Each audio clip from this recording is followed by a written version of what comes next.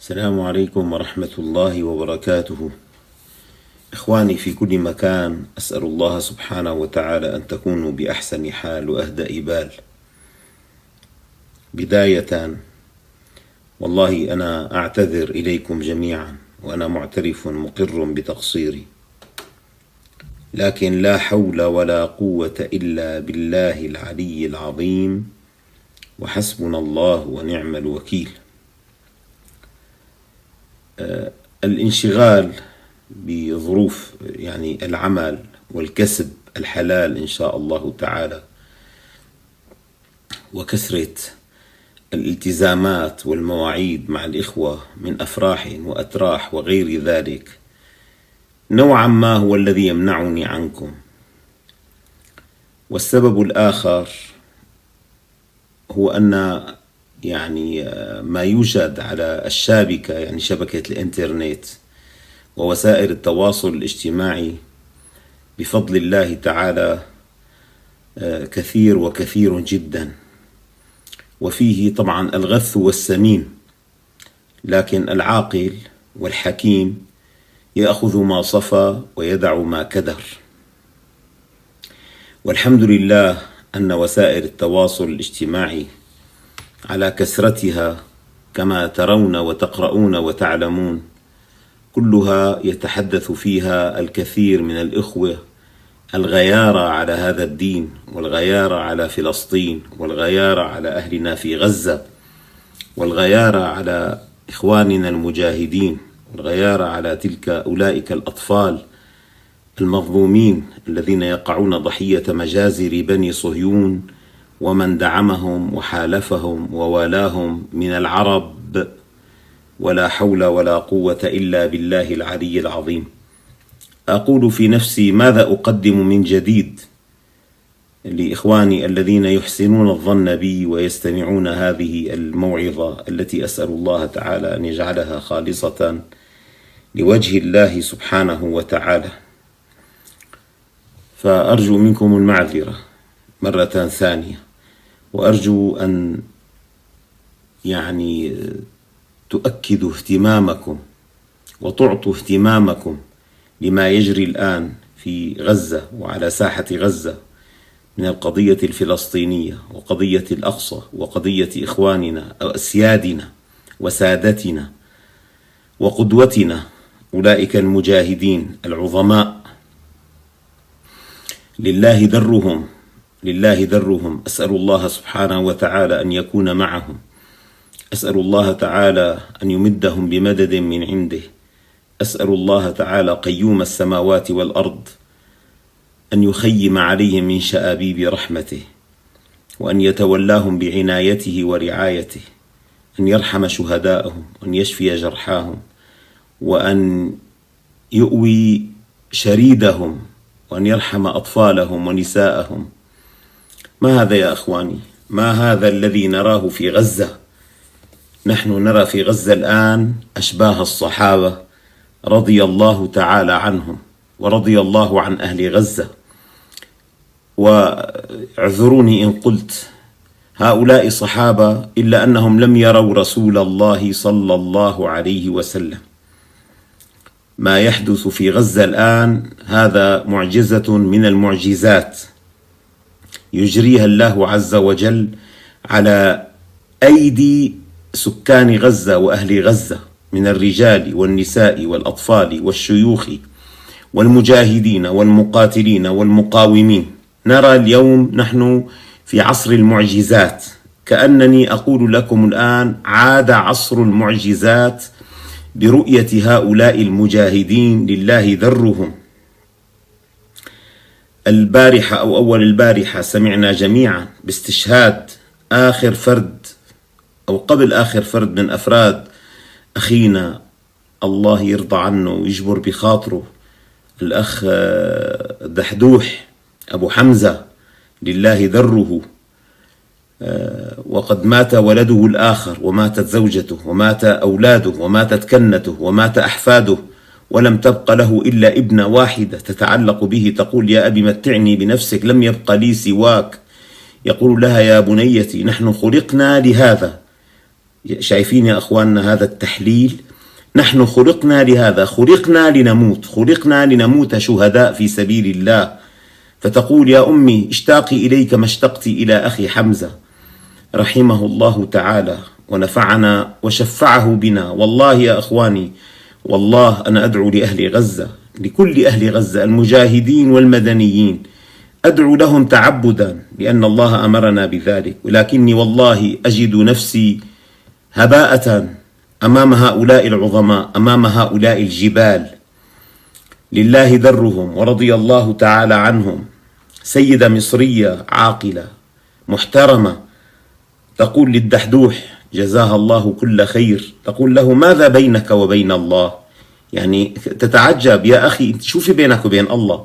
حتى الله سبحانه وتعالى مصبرك هذا الصبر. أحدنا إذا ابنه ارتفعت حرارته قليلا لا ينام الليل وهو يدعو ويجأر إلى الله سبحانه وتعالى، ويذهب بالطفل والغلام إلى المشفى وإلى الطبيب ويأتيه بأفضل أنواع الأدوية، وما هي إلا أيام ويشفي له الحق سبحانه وتعالى ولده، ويجد أنه حظي بنعمة كبيرة وكبيرة جدا. ماذا بينك وبين الله؟ وكيف تعدون أبناءكم لهذه الخاتمة؟ ما السر؟ تسأل ما السر، ثم تقول له أنا يا أخي هنا لأهنئك لا لأعزيك، صبرا آل الدحدوح فإن موعدكم الجنة. هذا أخي، والله الله يصلحني نسيت اسمه، أخي أبو حمزة دحدوح وأمثاله من أولئك الصحفيين رحمهم الله تعالى جميعا ولله درهم. هدول يا أخواننا فهمانين اللعبة، مو مثل العرب مطيلسين مطنشين عم يدعموا إسرائيل برا وبحرا وجوا ولوجستيا وماديا وبكل أنواع الدعم ليتخلصوا من المقاومة. ما بدهم مقاومة يا أخي، بدهم ينفوا فكر الجهاد من الأمة، وفكر الجهاد لا ينتفي من الأمة يا أخي. الجهاد ذروة سنام الإسلام، الجهاد، والجهاد باق إلى يوم القيامة، لا تبطله لا زلة عالم ولا شهوة حاكم. مهما تكلم المتفيقهون ومهما تكلم المخذلون، الجهاد باق يا أخي. وهؤلاء الذين يدعمون إسرائيل اليوم سيأتي اليوم الذي يندمون فيه على دعمهم، هذا إن كانوا أحياء، وأسأل الله تعالى أن يأخذهم أخذ عزيز مقتدر. وكل من والاهم وكل من دعمهم وكل من أخذ بأيديهم، سيأتي اليوم الذي يندم فيه من بقي من هؤلاء، لأن التسامح مع إسرائيل وإطلاق اليد لها في أن تقضي على المجاهدين وعلى المقاومة في فلسطين وفي كل مكان. أعداء الإسلام يا أخواننا لا يريدون القضاء على المقاومة في فلسطين فقط، يريدون أن ينفوا من الأمة روح الجهاد وفكر الجهاد لتبقى لهم الحلبة. هؤلاء جماعة لا يؤمنون بالله سبحانه وتعالى، هؤلاء لا يؤمنون إلا بهذه الدنيا التي يعيشون فيها، وما يهلكنا إلا الدهر كما وصفهم الله سبحانه وتعالى. اليهود والأوروبيون الداعمون لليهود، هذا الأمر لازم تعرفوه جميعا. أنا بزعل لأنه إخواننا أكثر الناس الذين يتعاملون مع وسائل التواصل بهمهم يعني مقطع الفيديو التمثيلي والنكتة والصورة والدعابة وغير ذلك، لكن مقال سياسي والله يمكن ما بيقرأوه، مقال يجسم القضية ويعني يصفها على حالها والله يمكن ما بيقرأوه. كثير من الناس أمة اقرأ لا تقرأ يا أخي، والله هذا شيء محزن. أمة اقرأ لا تقرأ، وإذا قرأت اعذروني أن أقول في كثير من الأحيان لا تفهم. هذا ما قاله إسحاق شامير هذا عليه لعنة الله، الذي كتب كتاب خطة حرب عند حرب تشرين، وقال لجولدا مائير أنا كتبت كتاب اسمه خطة حرب. قالت له ويحك ويلك لعله يقع في أيدي بعض العرب فيقرؤونه فتنكشف خطتنا. قال العرب لا يقرؤون، وإذا قرأوا لا يفهمون. معدل ما يقرأ المواطن العربي في العام يمكن 80 صفحة، بينما يؤسفني أن أقول ذلك، أنا أقول ذلك لا من باب جلد الذات، أقول ذلك من باب الاستيقاظ وبعث الهمة. وأقول ذلك من باب التذكير والتنبيه لنصحو من غفلتنا. الأوروبيون والأمريكان يدعمون إسرائيل هذا الدعم الذي ترونه بكل ما يستطيعون، مع أن شعوبهم الآن كما رأيتم وسمعتم، شعوبهم الآن في أكثر من بلد تقف مع الشعب الفلسطيني ويرفعون أعلام الشعب الفلسطيني، لكن الحكومات لا تسأل، وربما يقتلونهم ويطلقون عليهم النار ويوقفون مظاهراتهم ويحاربونهم بكل أنواع الحرب لأنهم خرجوا يدعمون فلسطين ضد إسرائيل. بس الأوروبيين كما قلت لكم سابقا لا يحبون اليهود، لا يحبون اليهود، ويدعمونهم لأجل أن يبقوا في هذه الأرض المحتلة في فلسطين أولى القبلتين وثالث الحرمين الشريفين، حتى لا تعود أوروبا فتبتلى بهم، وقد طردتهم من بلادها عشرات المرات، عشرات المرات. هذا يجب أن تعلموه جميعا. واليوم يا أخواننا تجمعهم ثقافة واحدة تقوم على التراث المسيحي اليهودي، التراث المسيحي اليهودي. هذا الأمر يجب أن تعلموه جميعا. المسيحيون اليوم يقدسون التوراة ويطلقون عليها اسم العهد القديم، وهذا يشكل القسم الأول من كتابهم المقدس، والعهد الجديد هو القسم الثاني، وبينهم وبين اليهود يعني صحبة عميقة وشديدة. لأجل ذلك يا إخواني أمريكا تدعم قيام إسرائيل لأسباب دينية، يجب أن نعلم ذلك. حربنا معهم حرب دينية، يعني نحن بدنا نسترد أرضنا، بدنا نسترد أرضنا لأجل أن الله تعالى أمرنا بها. هذا المسجد الأقصى أولى القبلتين وثالث الحرمين الشريفين ما ينبغي أن يدنس، ولا يجوز أن يدنس، ولا يجوز أن يبقى في أيدي اليهود. وإذا الأمة الآن طلعت متخاذلة لولا هؤلاء المجاهدين الذين برزوا على الساحة لله درهم، ورحم الله الأرحام التي أنجبتهم.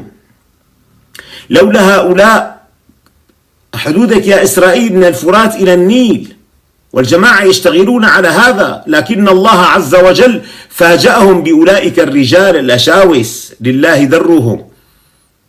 فإذا كان يعني قضوا كما يزعمون وكما يتخيلون وكما يتمنون أنه أخي ما عاد في حركات جهادية ولا عاد في مقاومة بالعالم، ويعني قضوا على حكم الجهاد، وبعدين بده ينزل سيدنا عيسى، بده ينزل سيدنا عيسى وبده يتبع الدجال إلى باب لد فلسطين. الأمر مو بأيديهم يا أخي. قال عليه الصلاة والسلام: لا تقوم الساعة حتى يقاتل المسلمون اليهود، فيختبئ اليهودي وراء الحجر والشجر، فينادي الحجر والشجر: يا مسلم يا عبد الله، هذا يهودي ورائي، تعالى فاقتله إلا الغرقد فإنه من شجر اليهود. هذا الأمر واقع. والآن هذه حرب الطوفان الأقصى يعني يتوقع لها ثلاث نهايات: إما أن يموت المجاهدون، أسأل الله أن يحفظهم، لكن ربما أن يموتوا وهذه أمنيتهم وهذه بغيتهم وهذا رجاؤهم، أن يموتوا قبل أن يحققوا ما رجوا، ونسأل الله تعالى أن يكرمهم بتحقيق ما رجوا. هذا الاحتمال الأول. وإما أن الله عز وجل ينصرهم ويخذلون اليهود ويقتلونهم ويخرجونهم من أرضهم ومن ديارهم. وإما أن يكون هذا بين يدي الساعة. هذا الكلام كنتم تحفظوه وتعوه. يمكن يكون هذا الكلام بين يدي الساعة، ما يحصل الآن يكون بين يدي الساعة التي أخبر عنها رسول الله صلى الله عليه وسلم: لا تقوم الساعة حتى يقاتل المسلمون اليهود، فيختبئ اليهودي وراء الحجر والشجر، فينادي الحجر والشجر: يا مسلم يا عبد الله. ولاحظ كلمة يا عبد الله يا مسلم، بنادوا صفة العبودية. فإذا ما كنا متصفين بصفة العبودية ما بنسمع الحجر ولا بنسمع الشجر. يا عبد الله يا مسلم، ورائي يهودي، تعالى فاقتله إلا الغرقد فإنه من شجر اليهود. لذلك يا أخواني لما قال عليه الصلاة والسلام: لا تزال طائفة من أمتي، شايفين شلون لا يمكن أن يفنى ركن الجهاد وسيبقى إلى يوم القيامة. لا تزال طائفة من أمتي ظاهرين على الحق لا يضرهم من خالفهم، في رواية لا يضرهم من خذلهم، ما قال لا يضرهم من قاتلهم. يعني اليهود قال لا يضرهم من خذلهم، وليكن الله يرضى عنهم، هم وحيدون على الساحة وشايفين حتى جيران يمنعون عنهم المال والسلاح والطعام والشراب والدواء والوقود. لك حتى يا أخواننا العمليات الجراحية للأطفال الأبرياء تجرى هذه العمليات للأطفال من غير مخدر. شوف هذا الحقد الدفين على أمة الإسلام. طفل عمره 10 سنين، والله ذكرونا بسيدنا عروة بن الزبير الله يرضى عنه لما أصابته الأكلة في ساقه وبدهم يعملوا له العملية، قال للطبيب نسقيك المرقد. شو المرقد؟ نبات يغلى بسقويا، انه فكره يعني يهدئ بعض الشيء. قال دعوني ادخل في ركعتين. كنا نقرأها وكنا نسمعها، وأجريت العملية، واستيقظ رضي الله تعالى عنه وهو يذكر الله تعالى، ورأى أن قدمه أو ساقه قد بترت، وأخذها وحملها وصار يقول أحمد الله إليك أنني ما مشيت بك إلى معصية قط. كنا نظن أن هذا من الخيال، لكن اليوم أقسم بالله رأيناه بأم أعيننا، شفناه وشفتوه أنتم، ما عم جيب شيء جديد من بيت أبي. شفنا هذا الطفل اللي عم يعملوا له عملية جراحية وهو يحمل كتاب الله في صدره. بدأ بقوله تعالى وقضى ربك ألا تعبدوا إلا إياه، وبقي يقرأها حتى انتهت العملية. عملية من غير بنج يا أخواننا، عملية من غير تخدير. رأينا المعجزات في حرب طوفان الأقصى ونراها وسنراها، وستكون المعجزة الخاتمة إن شاء الله بنصر هؤلاء، بنصر إخواننا، جزاهم الله سبحانه وتعالى عنا وعن الأمة الإسلامية كل خير. وعندما ينتصر هؤلاء بفضل الله وبإذن الله وبرحمة الله وبمعية الله، سيأتي المخذرون ليركعوا عند أقدام المجاهدين. والله سيأتوا ليركعوا ليقبلوا أحذية أولئك المجاهدين، أولئك الأطفال والنساء والشيوخ الذين قضوا وماتوا. والله يا أخواننا هذول الله يهنيهم، لقوا الله سبحانه وتعالى شهداء ماتوا في أرض الرباط، وهم راضون عما يحصل في أرض المعركة، راضون بأن يموتوا في سبيل أن يتحرر المسجد الأقصى من براثن هؤلاء إخوان القردة والخنازير اليهود. لا أجد في الوقت ما يكفيني لأشرح لكم عن اليهود وعن وصف اليهود في القرآن، من إشراكهم بالله، من قتلهم للأنبياء، من تحريف كلام الله، من كراهية المسلمين، من إثارة الفتن، من حب الفساد، من عدم انتفاعهم بالعلم إلى غير ذلك. لكن سآتي على ذلك إن شاء الله بحلقة أخرى إن شاء الله تعالى. هذه حرب عقيدة إخواني، وهذه الحرب التي عجزت الأمة عن إنجاز ما أنجزه هؤلاء الشباب طيلة عشرات القرون، عشرات السنين، مو قرون عفوا، عشرات السنين.